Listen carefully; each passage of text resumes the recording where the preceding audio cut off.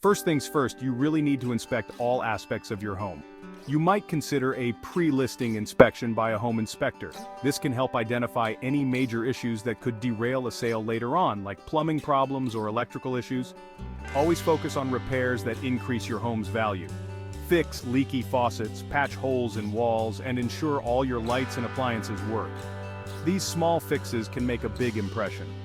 You don't have to break the bank.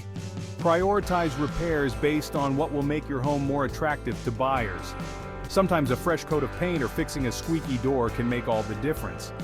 For larger projects, hiring a professional might be the way to go.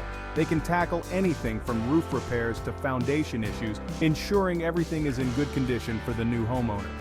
Making the right repairs not only helps your home sell faster, but can also increase your final sale price. Stay tuned for our next video, where we will discuss setting the right price for your market.